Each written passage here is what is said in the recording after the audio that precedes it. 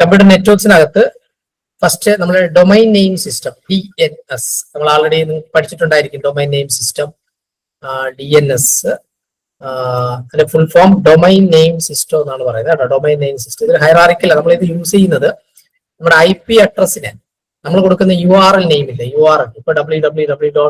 ഇപ്പോ കേരള അല്ലെങ്കിൽ Kerala PSC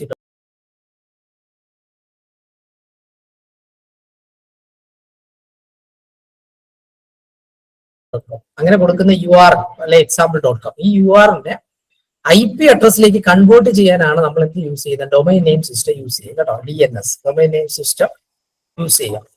okay,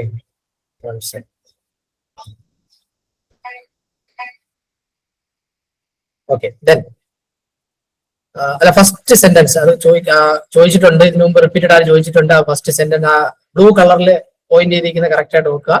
translating human readable domain names. Human readable domain names means example.com, google.com, ഇപ്പൊ Kerala tourism.com, PSC.com. അപ്പൊ ഇങ്ങനെ വരുന്ന ഈ URL-നെ IP അഡ്രസ്സിലേക്ക് കൺവേർട്ട് ചെയ്യും. ഇനി IP അഡ്രസ് എന്ന് പറയുന്നത് 102.0.2.1 ഇതൊരു IP അഡ്രസ് IPv4 ആണ് അല്ലെ. IP അഡ്രസ് ഏതാണ്? IPv4 ആണ് അല്ലെ. നിങ്ങൾ പഠിച്ചിട്ടുണ്ടായിരിക്കും IPv4 ആൻഡ് IPv6 അല്ലെ. 32 bits ആൻഡ് 128 bits. IPv4 എത്രയാണ്? IPv4 എന്ന് പറയുമ്പോൾ 32 bits ആണ് അല്ലെ.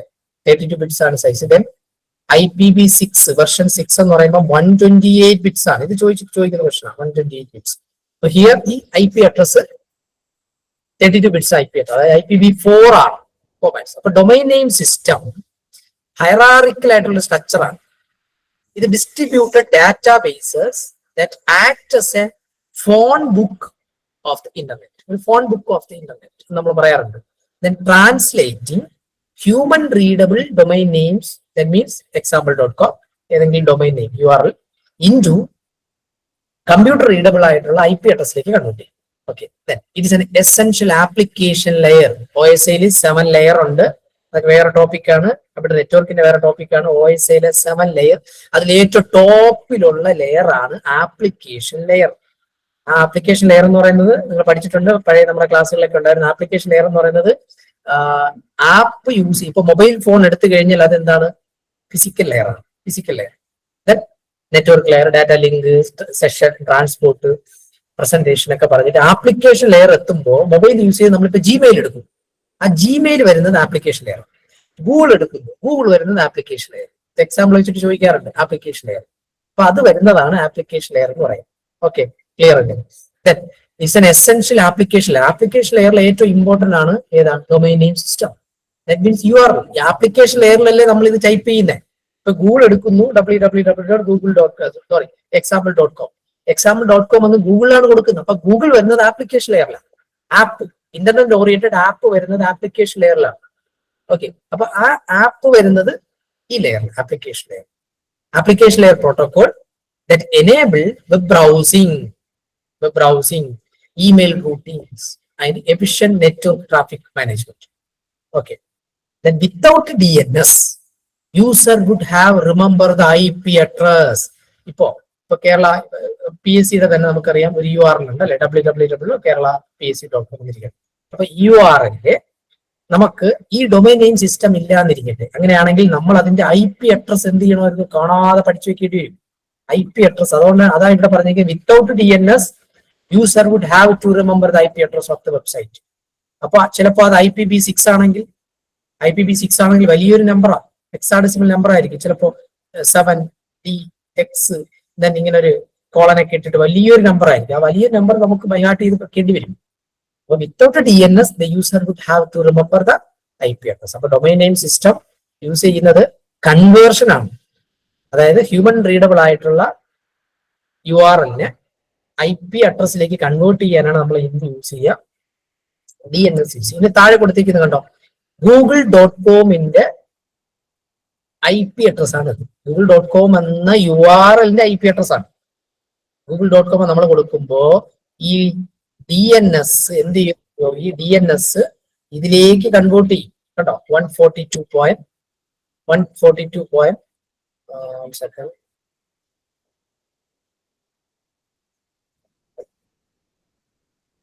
ഓക്കെ 142.250.183.206 അപ്പൊ ഈ DNSന്റെ യൂസ് എന്ന് പറയുന്നത് കൺവേർഷനാണ്. ഈ google.comനെ IP-യിലേക്ക് കൺവേർട്ട് ചെയ്യും, IP അഡ്രസ്സിലേക്ക് കൺവേർട്ട് ചെയ്യും. ഇത് ഗൂഗിളിന്റെ IP അഡ്രസ് ആണ്. google.com എന്ന URL IP അഡ്രസ് ആണ് താഴെ കൊടുത്തേക്കുന്നത് കേട്ടോ.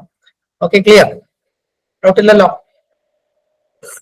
നെക്സ്റ്റ് ഇതിന്റെ പാർട്സ് ഉണ്ട്, കോമ്പണൻസ്. അതായത് നമുക്കറിയാം ട്രാൻസ്ലേഷൻ ഈസ് വൺ പാർട്ടാണ്. ട്രാൻസ്ലേഷൻ ഇതിന്റെ ഒരു പാർട്ടാണ്. അത് കഴിഞ്ഞിട്ട് ഹയറാർസി, ആ സ്ട്രക്ചർ എന്ന് പറയുന്ന ഒരു പാർട്ടാണ്. ട്രാൻസ്ലേഷൻ ഒരു പാർട്ടാണ്, സ്ട്രക്ചറും പാർട്ടാണ്. അപ്പൊ അവിടെ കൊടുത്തിട്ടുണ്ട് നോക്കി, ഈ translation convert URL into IP address, allowing user to connect the web server. Web server ആയിട്ട് കണക്ട് ചെയ്യാൻ വേണ്ടി യൂസ് ചെയ്യും. Then the structure, hierarchy, operate using hierarchical structure. Distributed servers including root name. നമുക്ക് താഴെ എക്സാമ്പിൾ ഉണ്ട്. Root name server, top level domain servers, .com. Example ഒന്നും .com commercial നമ്മൾ പറയാറില്ല. അതിന്റെ ഓതറിറ്റേറ്റീവ് DNS സെർവേഴ്സ്. അപ്പൊ ഹയറാർക്കിക്കൽ ആയിട്ട് ഒരു സ്ട്രക്ചറും എന്തിനുണ്ട്? Domain name സിസ്റ്റത്തിനകത്തുണ്ട്. പിന്നെ അടുത്തത് DNS റീകഴ്സർ, അതായത് റീസോൾവർ എന്ന് നമ്മൾ പറയാറുണ്ട്. അതായത് ഇന്ററാക്ട് ചെയ്യുമ്പോൾ സംടൈംസ് ദ മിസ്സിംഗ് ആയിട്ടുള്ള IP അഡ്രസ് ഒക്കെ ഉണ്ടെങ്കിൽ ഇത് ഓട്ടോമാറ്റിക്കലി അത് സോൾവ് ചെയ്യുന്നുണ്ട്. ഡൊമൈൻ നെയിം സിസ്റ്റം ഓട്ടോമാറ്റിക് ആയിട്ട് എന്ത് ചെയ്യും? സോൾവ് ചെയ്യും. അതായത് നമ്മളിപ്പോ www.google.com എന്ന് കൊടുത്തു, അവിടെ എന്തെങ്കിലും സ്പെല്ലിംഗ് മിസ്റ്റേക്ക് ഉണ്ടെങ്കിൽ പോലും അത് ഡിറ്റക്ട് ചെയ്തെടുക്കും. ഇല്ലെങ്കിൽ ഡു യു മീൻ, ഇതാണോ നമ്മൾ മീൻ ചെയ്തതെന്ന് വരെ ചോദിക്കുമ്പോൾ ആ ഒരു ഓപ്ഷൻസ് എന്തുണ്ട്? DNS ചെയ്യുന്നുണ്ട്. ആ ഒരു ഓപ്ഷൻസും DNS ചെയ്യുന്നുണ്ട്. Okay, caching. ഈ store recent visited IP address to improve. നമുക്കറിയാം കുക്കീസ് എന്ന് നമ്മൾ പറയാറുണ്ട്. കുക്കീസ്, ഗൂഗിളിന്റെ കുക്കീസ്, നമ്മുടെ ഗൂഗിൾ സെർച്ച് ഹിസ്റ്ററി അല്ലെ. ഗൂഗിളിന്റെ സെർച്ച് ഹിസ്റ്ററി എവിടെയുണ്ട്? നമ്മുടെ ബ്രൗസറിനകത്തുണ്ട്, ബ്രൗസർ ഹിസ്റ്ററി ഉണ്ട്. അപ്പോ പ്രോസസർ അല്ലെങ്കിൽ speed of processing, searching increase ചെയ്യാൻ വേണ്ടിയിട്ട് നമ്മളിപ്പോ വാട്ട് ഈസ് കമ്പ്യൂട്ടർ എന്ന് കൊടുത്തു. വാട്ട് ഈസ് കമ്പ്യൂട്ടർ എന്ന് കൊടുത്തിട്ട് നമ്മൾ അടുത്ത് വാട്ടിന് W അടിക്കുമ്പോൾ ഓട്ടോമാറ്റിക്കലായിട്ട് അവിടെ എന്ത് വരും? തൊട്ട് താഴെ കമ്പ്യൂട്ടർ വരും. അപ്പൊ ആ ഡാറ്റ വരുന്നത് നമ്മുടെ കുക്കീസിൽ നിന്നാണ്. അതായത് ഗൂഗിളിന്റെ കുക്കീസ് എന്നാണ്, നമ്മളെ ബ്രൗസിംഗ് കുക്കീസ് എന്നാണ് നമ്മൾ പറയാം. അതായത് അതിനെയാണ് നമ്മൾ കാച്ചിങ് എന്ന് പറയാം. കാച്ചിങ് പറയാൻ ആ വേർഡ് വരാൻ കാരണം കമ്പ്യൂട്ടറിനകത്ത് ഒരു കാച്ച് മെമ്മറി ഉണ്ട്, high speed memory, quick access transfer എന്ന് പറയുന്ന ഒരു ഏറ്റവും ഹൈ സ്പീഡ് ആയിട്ടുള്ള ഒരു മെമ്മറി, കാച്ച് മെമ്മറി കമ്പ്യൂട്ടറിനകത്തുണ്ട്. അതുകൊണ്ടാണ് ആ വേർഡ് ഇവിടെ, ആ കാച്ച് മെമ്മറിയുടെ പർപ്പസ് ആണ് ഇവിടെ നമ്മളെ കുക്കീസിന്റെ പർപ്പസ് ആയിട്ട് വരുന്നത്. അതായത് നമ്മൾ ആൾറെഡി വിസിറ്റ് ചെയ്ത IP അഡ്രസ് അല്ലെങ്കിൽ വിസിറ്റ് ചെയ്തിട്ടുള്ള ഡൊമൈൻ നെയിമോ ഉണ്ടെങ്കിൽ ഓട്ടോമാറ്റിക്കലായിട്ട് നമ്മുടെ പ്രോസസ് സ്പീഡ് ഇൻക്രീസ് ചെയ്യാൻ വേണ്ടിയിട്ട് അത് എന്ത് ചെയ്യുന്നറിയാം? അത് ട്രാഫിക് റെഡ്യൂസ് ചെയ്യാനും പ്രോസസ് സ്പീഡ് ഇൻക്രീസ് ചെയ്യാൻ വേണ്ടിയിട്ടും അവിടെ നിന്നായിരിക്കും ഡാറ്റ എന്ത് ചെയ്യുക? കയറി വരിക. ഫസ്റ്റ് അത് ചെക്ക് ചെയ്യുന്നത് ക്യാച്ചിലുണ്ടോ എന്ന് നോക്കും. The data is not present in cache if you check the RAM. അവിടെ ആ ഡാറ്റ ഇല്ലെങ്കിൽ നേരെ എങ്ങോട്ട് പോകും? ഇപ്പൊ കുക്കീസിലെ ഡാറ്റ ഇല്ലെങ്കിൽ അത് നേരെ എങ്ങോട്ട് പോകും? റാമിലേക്ക് പോകും. ഇപ്പൊ ക്യാച്ചിൽ അല്ലെങ്കിൽ കുക്കീസിലെ ആ ഡാറ്റ ഫ്രീക്വന്റ് ആയിട്ട് നമ്മൾ സെർച്ച് ചെയ്ത ഡാറ്റ ഉണ്ടോ എന്ന് നോക്കുന്നത് ക്യാച്ചിലാണ്. അത് എന്തിനു അവിടെ നോക്കുന്നു എന്ന് ചോദിച്ചു കഴിഞ്ഞാൽ ക്വിക്ക് ആക്സസ്, ഡാറ്റ വളരെ ഫാസ്റ്റ് ആയിട്ട് പ്രോസസ് ചെയ്യണം, സിസ്റ്റം വളരെ ഫാസ്റ്റ് ആയിട്ട് പ്രോസസ് ചെയ്യാൻ വേണ്ടിയിട്ടാണ് ഇത് യൂസ് ചെയ്യുക കേട്ടോ. ക്ലിയർ അല്ലേ? പിന്നെ വരുന്നത് ടൈപ്പാണ്.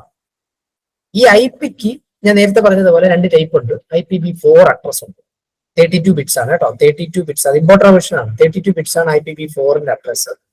IPv6 എന്ന് പറയുന്നത് 128 ബിറ്റ്സ്. നമ്മളിപ്പോ പഠിച്ചു അല്ലെ, 128 ബിറ്റ്സ്, 32 ബൈറ്റ്സ്, 128 ബൈറ്റ്സ് ആണ് കേട്ടോ. Bytes 128 bytes. Okay, then next. Doubt ഇല്ലല്ലോ? ഓക്കെ, ദെൻ ഇതിനകത്ത് കുറെ ക്വറി പ്രോസസ് ഉണ്ട്. നമ്മളിപ്പോ www.kerala.com കൊടുത്തു, ഇത് റിക്വസ്റ്റ് ആണ്. അപ്പൊ ഈ റിക്വസ്റ്റില് എന്തെങ്കിലും കറക്ഷൻ ഉണ്ടെങ്കിൽ, അതാണ് ഞാൻ നേരത്തെ പറഞ്ഞത്, ആ സ്റ്റെപ്പ് നോക്കിയേ. നമ്മൾ കൊടുക്കുന്നത് റിക്വസ്റ്റ് ആണ്. URL എന്ന് പറയുന്നത് ഫുൾ പാത്ത, യൂണിഫോം റിസോഴ്സ് ലൊക്കേറ്റർ. അതായത് നമ്മൾ കൊടുക്കുന്നതിനകത്ത് URL എന്ന് പറയുമ്പോൾ അതിനകത്ത് പ്രോട്ടോകോൾ ഒക്കെ ഉണ്ട്, http://www. ഇത് URL www. ഇപ്പൊ google.com. ഇതിന് ഫുള്ള് പറയുന്ന URL എന്നാണ്, യൂണിഫോം റിസോഴ്സ് ലൊക്കേറ്റേഴ്സ്. അപ്പൊ നമ്മൾ ഇങ്ങനെ ഒരു റിക്വസ്റ്റ് കൊടുക്കുന്നത് ഈ ഒരു പാർട്ട് മാത്രം എടുത്താൽ, എടുത്തു കഴിഞ്ഞാൽ അതിനെ നമ്മൾ എന്താ പറയുന്നത്? DNS, അതായത് ഡൊമൈൻ നെയിം എന്ന് പറയും. ഓക്കെ, അതിനെ മാത്രം എടുത്താൽ URL ആണ്, ഓട്ടോമാറ്റിക്കലായിട്ട് HTTP കയറി വരുന്ന. അപ്പൊ ഇതിനെ കൺവേർട്ട് ചെയ്ത് IP-യിലേക്ക് മാറ്റുന്നതാണ് DNS എന്ന് പറയും. അപ്പൊ ഇവിടെ റിക്വസ്റ്റ് എന്ന് പറയുന്നത് നമ്മൾ ഇത് ടൈപ്പ് ചെയ്ത് കൊടുക്കാറുണ്ട്.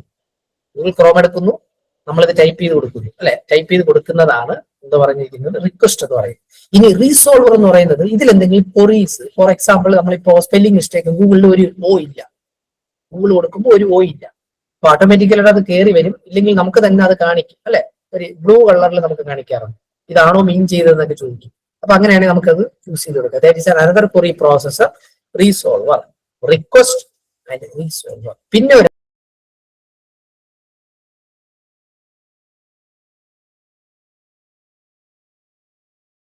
ആളുള്ളത് റൂട്ട് സർവർ, സർവറാണ് നമുക്ക് ഡാറ്റ തരുന്ന ആൾ. അവിടെ 2 സർവർ ഉണ്ട്, റൂട്ട് സർവറും TLD സർവറും ഉണ്ട്, രണ്ടുപേരും യൂസ് ചെയ്യും കേട്ടോ. ഓതറേറ്റേറ്റീവ് ആയിട്ടുള്ള നെയിം സർവർ ഉണ്ട്, റൂട്ട് സർവർ. റൂട്ട് സർവർ എന്ന് പറയുന്നത് ഡയറക്റ്റ് ആയിട്ട് നമുക്ക് കമ്മ്യൂണിക്കേറ്റ് ചെയ്യുന്ന സർവറാണ്, ഡാറ്റ ഇരിക്കുന്ന സർവർ എന്ന് പറയുന്നത് എന്താണ്, it's a cloud, it's a machine, it's a system. യൂസറിന്റെ റിക്വസ്റ്റ് അനുസരിച്ച് നമുക്ക് ഡാറ്റ തരുന്നതാണ് server. Okay, then authoritative server എന്ന് പറയുന്നത് നമ്മൾ കൊടുക്കുന്ന ഈ കൺവേർട്ട് ചെയ്തിട്ട് ഇത് ചെക്ക് ചെയ്യും. ഇപ്പൊ IP അഡ്രസ് ഞാൻ നേരത്തെ പറഞ്ഞു, ഗൂഗിളിന്റെ IP അഡ്രസ് എന്ന് പറയുന്നത് ഇതാ 142.250.183.2.06 ആണ് IP അഡ്രസ്. ഏതിന്റെ IP അഡ്രസ്?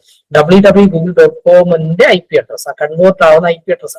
അപ്പൊ ഇങ്ങനെ വരുമ്പോ ഇത് ചെക്ക് ചെയ്ത് നോക്കും, IP അഡ്രസ് ബേസ് ചെയ്തിട്ട് വെരിഫൈ ചെയ്ത് നോക്കും പ്രോപ്പർ ആണോ എന്ന് നോക്കും. പ്രോപ്പർ ആണെങ്കിൽ റെസ്പോൺസ് തരും, നമുക്ക് റെസ്പോൺസ് തരും. ഇപ്പൊ Gmail നമ്മളൊന്ന് കൊടുത്തു, ജസ്റ്റ് ഗൂഗിൾ എടുക്കുന്നു, Gmail നമ്മൾ ജസ്റ്റ് കൊടുത്തു, gmail.com എന്ന് പറഞ്ഞു കൊടുത്തു. അപ്പൊ ഇത് കറക്റ്റ് ആയിട്ട് കൺവേർട്ട് ആയി പോയി, IP അഡ്രസ് ഒക്കെ ഫൈൻഡ് ഔട്ട് ചെയ്തിട്ട് നമുക്ക് എന്ത് ചെയ്യും, Gmail ഓപ്പൺ ചെയ്യാൻ അല്ലെങ്കിൽ ലോഗിൻ ചെയ്യാനുള്ള വിൻഡോ നമുക്ക് ബ്രൗസറിൽ ഓപ്പൺ ആയിട്ട് വരും. ഇത് ലാസ്റ്റ് സെക്ഷൻ ആണ്, ഇതാണ് റെസ്പോൺസ് എന്ന് പറയുന്നത്. അതാണ് ഓപ്പൺ ആയിട്ട് നമുക്ക് കിട്ടുന്നതാണ് റെസ്പോൺസ്. അപ്പൊ റിക്വസ്റ്റ് എന്ന് പറയുന്നത് നമുക്ക് എന്താണോ വേണ്ടത് അത് നമ്മൾ ഗൂഗിൾ ക്രോമിലോ ഓപ്പറ മിനിയിലോ ഒക്കെ നമ്മൾ കൊടുക്കുന്നതാണ് റിക്വസ്റ്റ്. ഓക്കെ, ബ്രൗസറിനകത്ത് നമ്മൾ കൊടുക്കുന്നത് റിക്വസ്റ്റ്, നമുക്ക് പേജ് നമുക്ക് ഡിസ്പ്ലേ ആയി വരുന്നതാണ് റെസ്പോൺസ്. Okay, clear? ഡൗട്ടില്ലല്ലോ. നെക്സ്റ്റ്, ഇതാണ് അതിന്റെ ഹൈറാർക്കിക്കൽ സ്ട്രക്ചർ എന്ന് നേരത്തെ പറഞ്ഞു. റൂട്ടിൽ നിന്ന് കൊമേഴ്സിൽ നിന്നും ഓർഗനൈസേഷൻ, നമുക്കറിയാലോ ഡൊമൈൻ നെയിം നമുക്ക് ഒരുപാടുണ്ട്. EDU ഉണ്ട് അല്ലെ, .edu എന്ന് പറയുന്നത് എഡ്യൂക്കേഷൻ ആണ്, .edu ഉണ്ട്, .in ഉണ്ട് ഇന്ത്യ അല്ലെ, അതുപോലെ .com ഉണ്ട് കൊമേഴ്സ്യൽ ഉണ്ട്, .org ഉണ്ട് ഓർഗനൈസേഷൻ ഉണ്ട്. ഇതെല്ലാം അബ്രിവേഷൻ ആണ് കേട്ടോ. ഇതിന്റെയാണ് ഈ നമ്മുടെ ഡൊമൈൻ URL ഡൊമൈൻ നെയിം സിസ്റ്റത്തിനകത്ത് വരുന്ന ഹൈറാർക്കിക്കൽ സ്ട്രക്ചറിൽ വരുന്ന അബ്രിവേഷൻ ആണ്. ഇത് നമ്മൾ എല്ലാ URL-നകത്ത് നമുക്ക് ഇതുണ്ട് അല്ലെ, ED ഉണ്ട്, IN ഉണ്ട്, അതായത് കൺട്രിക്ക് അത് ബേസ് ചെയ്തിട്ടുള്ള ഡൊമൈൻ നെയിം URL ഉണ്ട്. ഓക്കെ, ഹൈറാർക്കിക്കൽ സ്ട്രക്ചേഴ്സ് ഇതുണ്ടാവും, അബ്രിവേഷൻസ് കൊടുത്തിട്ടുണ്ട്. ഇതാണ് TLT എന്ന് നമ്മൾ നേരത്തെ പറഞ്ഞു. അതുണ്ട് TLD എന്ന് കൊടുത്തിട്ടുണ്ടോ, TLD commercial, organisation, educational, India.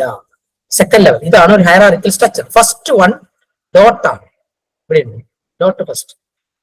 Root domain ഒരു ട്രീ പോലെയാണ് ഇരിക്കുന്നത്. ഇത് കഴിഞ്ഞ് നേരെ വരുന്നത് ചിലപ്പോൾ .comലുള്ളത് താഴോട്ട് വരും. അത് കഴിഞ്ഞിട്ട് ആരുണ്ട്, .ഓർഗനൈസേഷൻ വരുന്നുണ്ട്. നമ്മളൊരു ഡൊമൈൻ നെയിം ക്രിയേറ്റ് ചെയ്യുമ്പോൾ നമുക്ക് കൊടുക്കുമല്ലോ, നമ്മളിപ്പോ ഒരു പുതിയൊരു നമ്മൾ സ്റ്റാർട്ടപ്പ് മിഷൻ ഒരു ഇൻസ്റ്റിറ്റ്യൂട്ട് സ്റ്റാർട്ട് ചെയ്യും. ഇൻസ്റ്റിറ്റ്യൂട്ടിന് ഒരു ഡൊമൈൻ നെയിമാണ്, വെബ്സൈറ്റ് ഒക്കെ ക്രിയേറ്റ് ചെയ്യുമ്പോൾ നമുക്കൊരു ഡൊമൈൻ നെയിമാണ്. അപ്പൊ നമ്മൾ ആൾറെഡി രജിസ്റ്റർ ചെയ്യും, പ്ലേസ് എടുക്കുക, സർവറിൽ സ്പേസ് എടുക്കാം, എമൗണ്ട് കൊടുത്ത് നമ്മൾ എന്ത് ചെയ്യുന്നുണ്ട്, സ്പേസ് എടുത്തിട്ട് ഗോഡാഡിയോ അങ്ങനെയൊക്കെ യൂസ് ചെയ്ത് നമ്മൾ സ്പേസ് എടുത്തിട്ട് ക്യാഷ് കൊടുത്ത് സ്പേസ് എടുക്കും. അവിടെ നമ്മൾ രജിസ്ട്രേഷൻ ചെയ്യുമ്പോൾ നമ്മുടെ ഇൻസ്റ്റിറ്റ്യൂഷന്റെ ടൈപ്പ് നമ്മൾ കൊടുക്കാറുണ്ട്, ഓർഗനൈസേഷൻ എന്നോ സ്കൂൾ കോളേജ് ഒക്കെ EDU എന്നൊക്കെ നമ്മൾ കൊടുക്കാറുണ്ട്. അപ്പൊ അങ്ങനെ കൊടുക്കുമ്പോൾ ഓട്ടോമാറ്റിക്കായിട്ട് നമുക്ക് കിട്ടുന്ന ഡൊമൈൻ നെയിമിനകത്ത് എന്ത് ചെയ്യാറുണ്ട്, ഈ DLT ടോപ്പ് ലെവൽ നമുക്ക് വരും, ആ വെബ്സൈറ്റിന്റെ ഒപ്പം വരും. ഇപ്പൊ ഏതെങ്കിലും സ്കൂൾ ആണെങ്കിൽ എന്തുണ്ട്, സ്കൂളിന്റെ പേരൊക്കെ കൊടുത്തിട്ട് .edu.in എന്നൊക്കെ നമുക്ക് കിട്ടാറുണ്ട് അല്ലെ, .edu.in എഡ്യൂക്കേഷനും ഇന്ത്യയും എന്നുള്ള മീനിങ്ങിലാണ് വരുന്നത്. സെക്കൻഡ് ലെവൽ വരുമ്പോ ഗൂഗിൾ ആൻഡ് ആമസോൺ, അതായത് ഇതിനകത്ത് വരുന്നതാണ് സെക്കൻഡ് ലെവൽ. EDU ആണെങ്കിൽ EDU വരുന്നതാണ് സെക്കൻഡ് ലെവൽ. പിന്നെ സബ്മിഷൻ എന്ന് പറയുമ്പോൾ ഈ ഗൂഗിളിനകത്ത് നമ്മൾ കൊടുക്കുന്ന സാധനം, ഇപ്പൊ മെയിൽ നമ്മൾ കൊടുക്കുന്നു, WW നമ്മൾ കൊടുക്കുന്നു, അല്ലെങ്കിൽ യൂട്യൂബ് കൊടുക്കും, ഫേസ്ബുക്ക് കൊടുക്കുന്നു, അതൊക്കെയാണ് സബ്മിഷൻസ്. ക്ലിയർ ആവുന്നുണ്ടല്ലോ? ഓക്കെ, ഡൗട്ടില്ല? ദെൻ അപ്പൊ താഴെ ഒരു എക്സാമ്പിൾ എടുത്തിട്ടുണ്ട്, www.google.com. ഇതിലെ ടോപ്പ് ലെവൽ .com, റൂട്ട് കഴിഞ്ഞിട്ട് ഡോട്ടിൽ നിന്നിട്ട് എന്തുണ്ട്, ടോപ്പ് ലെവൽ. റൂട്ട് ഡോട്ട് കഴിഞ്ഞിട്ട് പിന്നെ വരുന്നത് ടോപ്പ് ലെവൽ. രണ്ടാമത്തെ എന്താണ്, സെക്കൻഡ് ലെവൽ. ഗൂഗിൾ അല്ലെങ്കിൽ ആമസോൺ അല്ലെങ്കിൽ ഫേസ്ബുക്ക്, അതാണ് സെക്കൻഡ് ലെവൽ. അതിനകത്ത് വരുന്നതാണ് www.host. താഴെ വരുന്നത് നമ്മുടെ മെയില് അല്ലെങ്കിൽ എന്താണ് നമ്മൾ സോഷ്യൽ മീഡിയ പ്ലാറ്റ്ഫോം കൊടുക്കുന്നത് ഹോസ്റ്റ് നെയിമാണ്. ക്ലിയർ അല്ലേ? ഇതാണ് ഒരു കാറ്റഗറി. ഇത്രയാണ് ഇതിനകത്ത് വരുന്ന ടോപ്പിക്സ് നിങ്ങൾ പഠിച്ചിരിക്കേണ്ടത്. കോമൺ ഏതാ? DNS. അപ്പൊ അതിന്റെ യൂസ് പഠിക്കണം. കൺവേർഷൻ ആണ്. ഓക്കെ, കൺവേർഷൻ കറക്റ്റാ പഠിക്കുക. IP അഡ്രസ് ടു കൺവേർഷൻ ഉണ്ട്. എന്തൊക്കെയാണ് അതിനകത്ത് വരുന്ന? ഡൊമൈൻ നെയിം സിസ്റ്റം, URL ഉണ്ട്, URL uniform resource locator. URL വേറെ ടോപ്പിക്കാ, ആൾറെഡി നമ്മുടെ ക്ലാസ്സിലുണ്ട്, പഠിച്ചിട്ടുണ്ട്. ഓക്കെ, ഇതിന്റെ parts, components, translation, hierarchy, DNS, caching, record type ഒക്കെ നോക്കാം. ഓക്കെ, പിന്നെ ക്വറി പ്രോസസ് ഓർത്ത് വെച്ചേക്കുന്നത്. ഇതിനകത്ത് നിന്ന് സെന്റൻസ് ക്വസ്റ്റൻ വരാറ്. ക്വറി പ്രോസസ് ചെയ്യുന്നത് request resolver, root server, TLD server and authority servers. Then root. ഇനി നമ്മൾ നോക്കുന്നത് MAC medium access protocol. MAC medium access protocols. Okay, one second.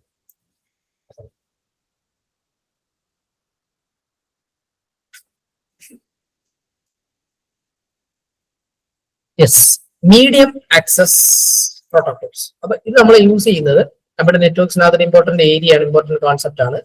Mac medium access control എന്ന് പറയുന്നത് ഇറ്റ് ഇസ് എ പ്രോട്ടോകോൾ ആണ്. ഇത് ഏത് ലെയറിലാണ്? Data link layer. ഇതിന്ന് ക്വസ്റ്റൻ ഉണ്ട്.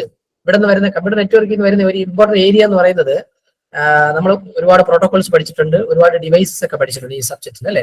റൂട്ടർ, ഹബ്, റിപ്പീറ്റർ, സ്വിച്ച്, മോഡോ എന്നൊക്കെ കുറെ ഡിവൈസ് ഒക്കെ നമ്മൾ പഠിക്കും. അപ്പൊ ഈ ഡിവൈസ് ഏത് ലെയറിൽ വരുമെന്ന് ഒരു ക്വസ്റ്റ്യൻ, ഒന്നല്ലെങ്കിൽ രണ്ട് ക്വസ്റ്റ്യൻ എങ്കിലും വരും. അതായത് ലെയർ വന്ന് ചോദിച്ച ഒരു ക്വസ്റ്റ്യൻ ഷുവർ ആണ്. കാരണം ഒരുപാട് ഡിവൈസ് നമ്മൾ പഠിച്ചിട്ടുണ്ട്, ഒരുപാട് എന്താണ് കമ്പ്യൂട്ടർ നെറ്റ്വർക്കായിട്ട് ഒരുപാട് കോൺസെപ്റ്റ്, ഇതുപോലെ മാക് പ്രോട്ടോകോൾസ് ഒക്കെ പഠിച്ചിട്ടുണ്ട്. അപ്പൊ അത് ഏത് ലെയറിലുള്ളതാണ് എന്നൊരു ക്വസ്റ്റ്യൻ ഉണ്ട്. അത് കറക്റ്റ് ആയിട്ട് നിങ്ങൾ എഴുതി വെച്ചേക്ക് പഠിക്കുക. ഓക്കെ, അപ്പൊ ഇവിടെ ഈ മാക് പ്രോട്ടോകോൾ വരുന്നത് ഡാറ്റ ലിങ്ക് ലെയർ ആണ്. ഡാറ്റ ലിങ്ക് ലെയർ രണ്ടാമത്തെ ലെയർ ആണ്. ഫിസിക്കൽ ലെയർ, ലെയർ ഇരിക്കുന്ന അറിയാലോ, നമ്മൾ ആ ലെയറിന്റെ സ്ട്രക്ചർ ഒക്കെ നമ്മൾ ഇങ്ങനെ വരയ്ക്കാറുണ്ട് അല്ലെ. ഇവിടെയൊക്കെ നമ്മൾ നമ്പർ കൊടുക്കും, 1, 2 ഇങ്ങനെയാണ് നമ്മൾ വരയ്ക്കുന്നത്. 3, 4 അപ് ടു 7 ലെയേഴ്സ് ഉണ്ട്. ഇതിലെ ഏറ്റവും ലോവസ്റ്റ് ലെയർ എന്ന് പറയുന്നത് ഏതാണ്? ഫിസിക്കൽ ലെയർ ആണ് കേട്ടോ. അതായത് ഇവിടെ വരുന്നത് ഫിസിക്കൽ ലെയർ ആണ്. ഫിസിക്കൽ ലെയർ തൊട്ട് മുകളിലുള്ള ലെയർ ആണ് ഏതാ? Data link layer. Data link layer കേട്ടോ. അത് ഇവിടെ വരുന്ന ലെയർ എന്ന് പറയുന്നത് ഡാറ്റ ലിങ്ക് ലെയർ ആണ്. ഡാറ്റ ലെയർ അത് ലെയർ 2 ആണ്. അപ്പൊ ഇവിടെയാണ് മാക് അഡ്രസ് യൂസ് ചെയ്യുന്നത്. MAC address media access control, MAC protocols, that data link layer, layer 2. Rules, ഇതെന്തുകൊണ്ട് റൂൾ പറയാൻ കാരണം? Protocol is a set of rules for data communication എന്നാണ്. പ്രോട്ടോകോൾ എന്ന് പറയുന്നത് തന്നെ set of rules for data communication. അതുകൊണ്ടാണ് അവിടെ റൂൾ എന്നൊരു വേർഡ് പറഞ്ഞത്. റൂൾസ് ദാറ്റ് ഗവേൺ ഹൗ, അടുത്താണ് important, how multiple device share A common communication medium or wired or wireless അല്ലെ. ഒരു 10 സിസ്റ്റം എങ്ങനെ ഒരേ കേബിളായ ഈതർനെറ്റ് കേബിൾ യൂസ് ചെയ്യുന്നു. 10 സിസ്റ്റം ഒരേ ഇന്റർനെറ്റ് കണക്ഷൻ. ഒരു സ്കൂളിൽ നിന്നിരിക്കുന്നത്, സ്കൂളിൽ ലാബിൽ സെയിം കണക്ഷൻ അല്ലേ. ഒരു ലാൻഡ് കണക്ഷൻ എടുത്തിട്ടുണ്ടെങ്കിൽ സെയിം കണക്ഷനാണ്. അതുപോലെ വീട്ടിൽ തന്നെ നമുക്ക് വൈഫൈ, ഇപ്പൊ ഏഷ്യൻ വൈഫൈ ഉണ്ടെന്നിരിക്കട്ടെ, വീട്ടിൽ 5 പേരുണ്ടെങ്കിൽ 5 പേരും സെയിം നെറ്റ്വർക്ക് ആയ വയർലെസ് വയർഡും ഉണ്ട്, രണ്ടും വരുന്നുണ്ട്. Wired or wireless same connection 5 പേരും യൂസ് ചെയ്യുന്നുണ്ട്. Multiple devices, mobile phone, laptop, tab, PC ഉണ്ടെങ്കിൽ multiple devices share A common communication medium, wired or wireless. അപ്പൊ അത് എങ്ങനെ പ്രോപ്പർ ആയിട്ട് നടക്കണം, അതിനുള്ള റൂളാണ് ഈ Mac medium access protocol. Clear? അപ്പൊ ഇവിടെ ഇത് ഇമ്പോർട്ടന്റ് ആയിട്ട് ഒരു കാര്യം പഠിക്കേണ്ടത്, ഇത് ചെയ്യുന്ന എന്താണെന്നറിയോ? To prevent the collision. To prevent the collisions. ഇവിടെ ഒരേ നെറ്റ്വർക്ക് വീട്ടിൽ 5 പേരും കൂടെ ജിമെയിൽ അല്ലെങ്കിൽ വാട്സപ്പ് ചെയ്യുന്നു. അപ്പൊ അവിടെ തടസ്സം വരാൻ പാടില്ല. ഇപ്പൊ ഒരാൾ യൂസ് ചെയ്യുന്നത് കൊണ്ട് അടുത്ത ആൾക്ക് വെയിറ്റ് ചെയ്യാൻ പാടില്ല. അങ്ങനെ സിറ്റുവേഷൻ വരാൻ പാടില്ല. ദാറ്റ് ഈസ് ഇപ്പൊ ഇവിടെ ഇത് മാക് എന്ത് ചെയ്യുന്ന അറിയാം? To prevent the collisions and efficient transmissions. Efficient, proper ആയിട്ട് ട്രാൻസ്മിഷൻ കമ്മ്യൂണിക്കേറ്റ് ചെയ്യും. ഓക്കെ, ഇനി ഈ സപ്ലയർ വിത്ത് NIC. ഈ NIC നമ്മൾ കണ്ടിട്ടുണ്ടായിരിക്കും. സിസ്റ്റത്തിനകത്ത് എല്ലാ സിസ്റ്റത്തിലും നെറ്റ് കിട്ടണം, ഇന്റർനെറ്റ് കിട്ടണമെങ്കിൽ ഇതിനകത്തൊരു NIC ഉണ്ട്. അതൊരു ഡിവൈസാണ്. ഡിവൈസിൽ വരുന്നതാണ് കേട്ടോ. നെറ്റ്വർക്ക് ഇന്റർഫേസ് കാർഡ് എന്നാണ് നമ്മൾ ഇതിനെ പറയാം. Network interface card. ഇതൊരു യുണീക്ക് അഡ്രസ് ആണ്. അതായത് ഇപ്പൊ ലാപ്ടോപ്പ് ആണെങ്കിലും ഇതിനകത്തൊരു NIC കാർഡ് ഉണ്ട്, NIC ഡിവൈസ് ഉണ്ട്. NIC ഡിവൈസ് അല്ലെ, ഒരു ലെന്ത് ആയിട്ടിരിക്കുന്ന ഒരു ഡിവൈസ് ഉണ്ട്. അത് എങ്ങനെ ഇരിക്കുന്ന ഒരു ഡിവൈസാണ്. ഇങ്ങനെയൊക്കെയാണ് അതിന്റെ ഡിവൈസ് വരുന്നത്. പോർട്ടൊക്കെ ഇവിടെ വരുന്നുണ്ട്. NIC ഡിവൈസ് ജസ്റ്റ് ഗൂഗിളിൽ നിന്ന് നോക്കാം. NIC ഡിവൈസ് ഗൂഗിളിൽ നോക്കുമ്പോൾ കിട്ടും. നെറ്റ് നമ്മൾ എക്സ്റ്റേണൽ ആയിട്ട് ഇപ്പൊ ഈതർനെറ്റ് കേബിൾ അറിയാലോ, നമ്മൾ ഈതർനെറ്റ് കേബിൾ ഇങ്ങനെ പിൻ ചെയ്ത് നമ്മൾ കണക്ട് ചെയ്യുന്ന കേബിൾ, ആ കേബിള് കണക്ട് ചെയ്തതിനോടൊപ്പം അകത്തിരിക്കുന്ന ഒരു പാർട്ട്, ആ പാർട്ടാണ് NIC. ഈ NIC ഇതിന് സപ്പോർട്ട് ചെയ്യുന്നുണ്ട്, മാക് സപ്പോർട്ട്. ഈ NIC എന്ന് പറയുന്നത് ഓരോ സിസ്റ്റത്തിനും സെപ്പറേറ്റ് NIC ID ഉണ്ട്. ഇപ്പൊ നമ്മൾ IP അഡ്രസ് പോലെ NIC യുണീക്ക് അഡ്രസ് ആണ്. ഇപ്പൊ നമ്മൾ ഇതിനൊരു എക്സാമ്പിൾ പറയുകയാണെങ്കിൽ, ഒരു റിയൽ എക്സാമ്പിൾ പറയുകയാണെങ്കിൽ, നമ്മളിപ്പോ ഒരു ലാബില് 10 പേര് ഇരിക്കുന്നു. അപ്പൊ 10 പേരും ഒരാള് ജിമെയിൽ എടുക്കുന്നു, ഒരാൾ യൂട്യൂബ് എടുക്കുന്നു, ഒരാള് ഫേസ്ബുക്ക് എടുക്കുന്നു എന്നിരിക്കട്ടെ. 10 പേര് ഒരേ നെറ്റ്വർക്കാണ്. ഇതിലെ സർവർ ജിമെയിൽ എടുത്ത ആളിന് തന്നെ ആ സിസ്റ്റത്തിന് തന്നെ റെസ്പോൺസ് കൊടുക്കില്ലേ? ജിമെയിൽ ഓപ്പൺ ഇപ്പൊ ഗൂഗിൾ എടുക്കുന്നു ജിമെയിൽ, അപ്പൊ ആ ജിമെയിൽ കൊടുത്ത ആളിന് വാട്സപ്പ് അല്ല ഓപ്പൺ ആയി വന്നത്, അല്ലെങ്കിൽ ഫേസ്ബുക്ക് അല്ല ഓപ്പൺ ആയി വന്നത്, ജിമെയിലാണ് ഓപ്പൺ ആയിട്ട് വന്നത്. അതെങ്ങനെ ആ സിസ്റ്റത്തിന് ഐഡന്റിഫൈ ചെയ്യൂ എന്ന് ചോദിച്ചു കഴിഞ്ഞാല് ഈ മാക് പ്രോട്ടോകോൾസ് ഉണ്ട് ഒന്ന്. രണ്ടാമത്തത്, ആ ഇൻഡിവിജ്വൽ സിസ്റ്റത്തില് നമുക്ക് എന്തുണ്ട്, ഒരു NIC നെറ്റ്വർക്ക് ഇന്റർഫേസ് കാർഡ് ഉണ്ട്. ഈ കാർഡിന്റെ അഡ്രസ്സും മാക് ഈ പ്രോട്ടോകോളും കൂടെ ചേർന്നാണ് ആ സിസ്റ്റത്തിന് 10 പേരുണ്ടെങ്കിൽ അതിൽ ഒന്നാമത്തെ ആളാണ് ജിമെയിൽ ചോദിച്ചതെങ്കിൽ ആ ആളിന് തന്നെ സർവർ ഡിറ്റക്ട് ചെയ്തിട്ട് ആ ആളിന് തന്നെ റെസ്പോൺസ് കൊടുക്കും. ഓക്കെ, അതിനാണ് നമ്മൾ ഇത് യൂസ് ചെയ്യുന്നത്, മീഡിയം ആക്സസ് പ്രോട്ടോകോൾസ്, അതായത് നെറ്റ്വർക്ക് ഇന്റർഫേസ് കാർഡ് യൂസ് ചെയ്യുന്നത് അതിനാണ്. ഡൗട്ട് ഇല്ലല്ലോ? അപ്പൊ NIC എന്ന് പറയുന്നത് network interface card unique address ആണ്. യുണീക്ക് അഡ്രസ് ഉണ്ടെങ്കിൽ നമുക്ക് എന്ത് ചെയ്യാൻ പറ്റും, പ്രോപ്പർ ആയിട്ട് ആ ആളിനെ നമുക്ക് ഐഡന്റിഫൈ ചെയ്യാൻ പറ്റും. ഓക്കെ, ദെൻ അപ്പൊ ഇതില് medium access protocol, that the rules are that determine how multiple device share the common communication channels. Okay, അതായത് വയേർഡോ വയർലെസ് നമ്മൾ നോക്കി.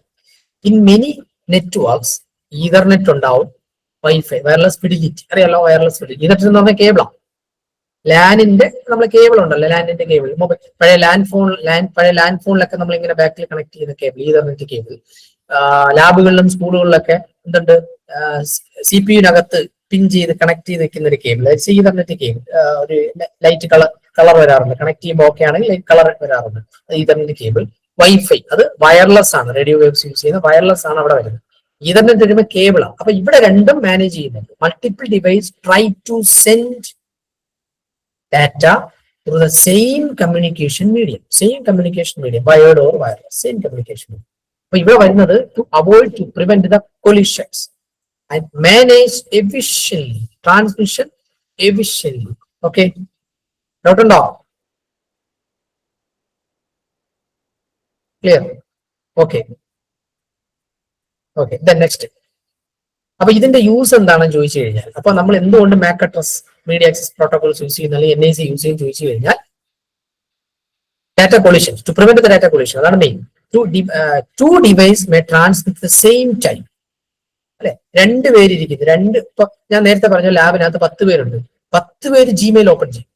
10 പേര് ജിമെയിൽ ഓപ്പൺ ചെയ്ത് കഴിഞ്ഞാൽ നെറ്റിന്റെ സ്പീഡ് അനുസരിച്ച് കറക്റ്റ് ആയിട്ട് എന്ത് ചെയ്യണം, 10 പേർക്ക് അത് റെസ്പോൺസ് കിട്ടണം.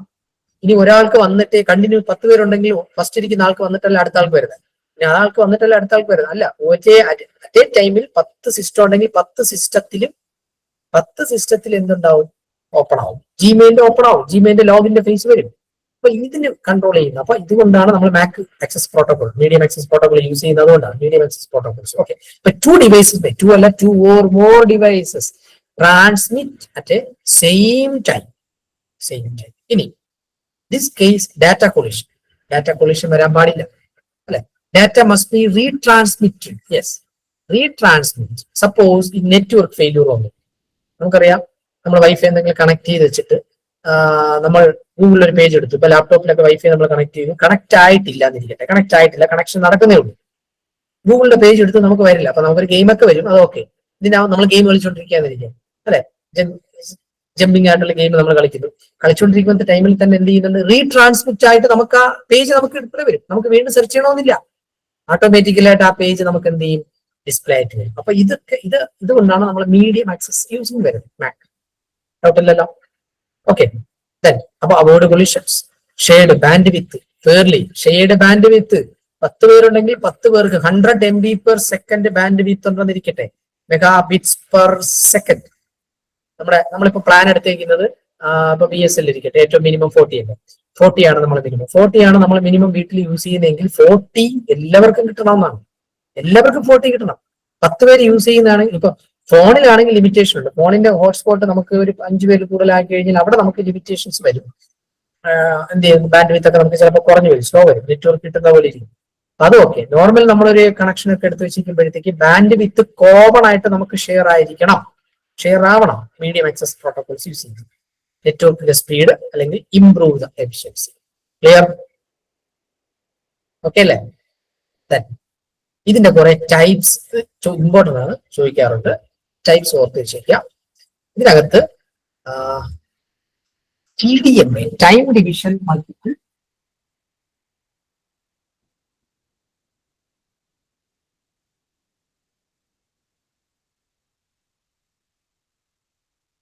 അതിന്റെ ഫുൾ ഫോം ഇവിടെ കൊടുത്തിട്ടുണ്ട്. TDMA, time division multiple access, time division multiple access. Okay, അപ്പൊ അത് നമ്മൾ യൂസ് ചെയ്യുന്നത് ഓക്കെ.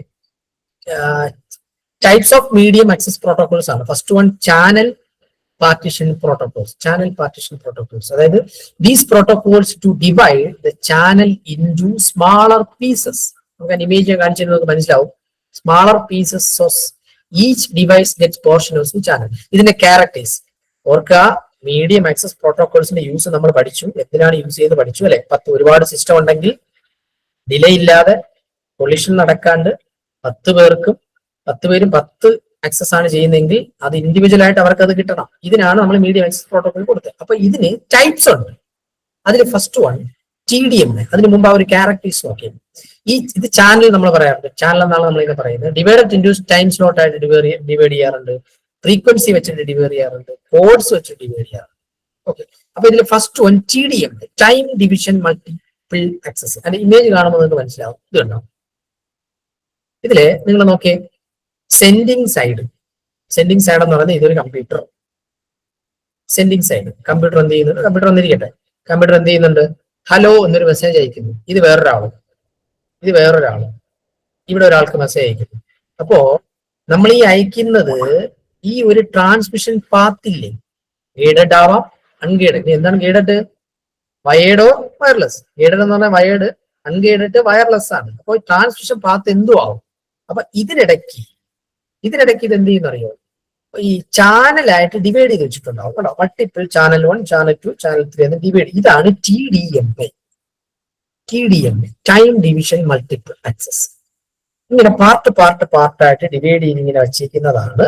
ഇത് പല പ്രാവശ്യം ചോദിച്ചിട്ടുണ്ട്. അതായത് ചോദിച്ചിട്ടുള്ളത് വേറെ ഒന്നല്ല, ഈ പാർട്ടീഷൻസ് ഏത് മെത്തേഡിലെന്ന് ചോദിച്ചിട്ടുണ്ടായിരുന്നു. പാർട്ടീഷൻസ് അതായത് ഇവിടെ നോക്കി, ഈ FDMAയില് ഫ്രീക്വൻസി ബാൻഡ് ആയിട്ട് നമ്മൾ യൂസ് ചെയ്യുന്നത്. ഇമേജ് നിങ്ങൾക്ക് കാണാൻ മനസ്സിലാവും. ഇത് വെച്ചിട്ടാണ് ക്വസ്റ്റ്യൻ ചോദിച്ചിരുന്നത്. TDMAയില് ചാനൽ 1, ചാനൽ 2, ചാനൽ 3 ആയിട്ടാണ് നമ്മളെ ട്രാൻസ്മിഷന്റെ പാത്തിനെ ഡിവൈഡ് ചെയ്യുന്നത്. ഇതാണ് ചോദിക്കുന്നത് ക്വസ്റ്റ്യൻ. ദെൻ FDMAയില് ആ ഇമേജ് നോക്കി, ഫ്രീക്വൻസി 1, ഫ്രീക്വൻസി 2, ഫ്രീക്വൻസി 3 ആ ചാനലിനെ ഫ്രീക്വൻസി ആയിട്ട് ഡിവൈഡ് ചെയ്ത് വെച്ചിരിക്കും.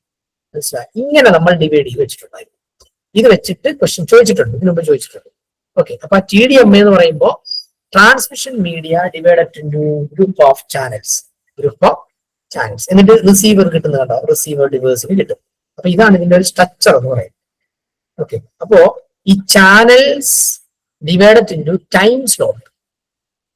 Okay, channels divided into time slot. Each device transmit during its time slot. അല്ലെ, channel divided into time slot. Then each device transmit during time slot. ഓരോന്നിനും ഓരോ time കൊടുത്തിട്ടുണ്ട്, അതിനനുസരിച്ചായിട്ട് എന്ത് ചെയ്യുന്നുണ്ട്, ട്രാൻസ്മിറ്റ് ചെയ്യും. പക്ഷെ നമ്മൾ നോക്കുമ്പോൾ ഒരു പൊല്യൂഷൻ ഇല്ല, ഡിലേ ഇല്ല, ഒന്നുമില്ല. ഓക്കെ, ഇതാണ് ആ ഇമേജ്. കണ്ടല്ലോ, ഡൗട്ട് ഇല്ലല്ലോ. സെൻഡിങ് ഡിവൈസ്, ഒരു ഡിവൈസ് ദെൻ ട്രാൻസ്ഫർ ചെയ്യുമ്പോഴത്തേക്ക് എന്ത് ചെയ്യുന്നുണ്ട്, ആ പാത്ത്, മീഡിയം പാത്ത്, അതായത് ഗൈഡഡ് അൺഗൈഡഡ് ആവാം, വയർഡ് ഓർ വയർലെസ്സും ആവാം. അത് തന്നെയാണ് ഗൈഡഡ് അൺഗൈഡഡ്. അതിങ്ങനെ പാർട്ടായിട്ട് ചാനലായിട്ട് ഡിവൈഡ് ചെയ്ത് വെച്ചിട്ടുണ്ടായിരുന്നു. ദെൻ ഡിവിഷൻ നടന്നു. ഇവിടെ എന്ത് ചെയ്യുന്നുണ്ട്, മൾട്ടിപ്പിൾ ആക്സസ് സിസ്റ്റം ഇവിടെ ഉണ്ട്. സെർച്ച് ചെയ്യുന്ന മൾട്ടിപ്പിൾ ആക്സസ് സിസ്റ്റംസ് ഇവിടെയുണ്ട്, റിസീവ് ആവുന്ന സിസ്റ്റംസ് ഉണ്ട്. അപ്പോൾ ഇത് എന്ത് ചെയ്യും, TDMA കോൺസെപ്റ്റിലൂടെ ട്രാൻസ്ഫർ. ഓക്കെ, ഇനി അഡ്വാൻറ്റേജ്, നോ കൊളിഷൻ. അല്ലെ, കൂട്ടിയിടി ഒന്നുമില്ല, നോ കൊളിഷൻ. കൂട്ടിയിടി എന്ന് പറയുമ്പോഴത്തേക്ക് ഒരാൾ കയറി പോയി വെയിറ്റ് ചെയ്തിട്ട് അടുത്ത ആളെ വിടുന്ന ആ ഒരു ഇഷ്യൂസ് ഒന്നുമില്ല, നോ കൊളിഷൻ ഇല്ല. ഇനി ഫെയർ ബാൻഡ് വിത്ത് അലോക്കേഷൻസ്, എല്ലാവർക്കും ഗ്രൂപ്പായിട്ട് ബാൻഡ് വിത്ത് കിട്ടും. ഡിസഡ്വാൻറ്റേജ് ഉണ്ട്, idle slot of if device has no data. ഡിവൈസിന് ഡാറ്റ ഇല്ല എങ്കിൽ, അതായത് ഇപ്പോ 10 പേരുണ്ട്, അതിൽ 8 പേരും ഗൂഗിൾ ആക്സസ് ചെയ്യുന്നു, 2 പേര് ആക്സസ് ചെയ്യുന്നില്ല. അപ്പൊ അവിടെ ഡാറ്റ ഇല്ലാന്നില്ല. അപ്പൊ അങ്ങനെ വരുന്നിട്ട് ആ സ്ലോട്ട് ഐഡിൽ സ്ലോട്ട് പാർട്ടായി ഡിവൈഡ് ചെയ്ത് വെച്ചിരിക്കുന്ന സ്ലോട്ട് ഐഡിൽ ഇരിക്കും. ഐഡിൽ എന്ന് പറഞ്ഞാൽ തൽക്കാലത്തേക്ക് അത് എന്ത് ചെയ്യും, സ്ലീപ്പിംഗ് ടൈപ്പിലിരിക്കും. കാരണം അവിടെ ഡാറ്റ വന്നില്ല. Idle slot if the device has no data. Okay, അത് ഡിസഡ്വാൻറ്റേജ് എന്ന് പറയാൻ പറ്റില്ല, ബട്ട് അത് ഡിസഡ്വാൻറ്റേജ് കേസിലകത്ത് വരുന്നുണ്ട് കേട്ടോ. ഐഡിൽ സ്ലോട്ട് ഡാറ്റ ഇല്ല എങ്കിൽ ഐഡിയലായിട്ട് ഇരിക്കും എന്നുള്ള കേസ് ഡിസഡ്വാൻറ്റേജ് കൊടുത്തിട്ടുണ്ട്. ഇനി രണ്ടാമത്തത്, ഇതിൽ ഡൗട്ട് ഇല്ലല്ലോ.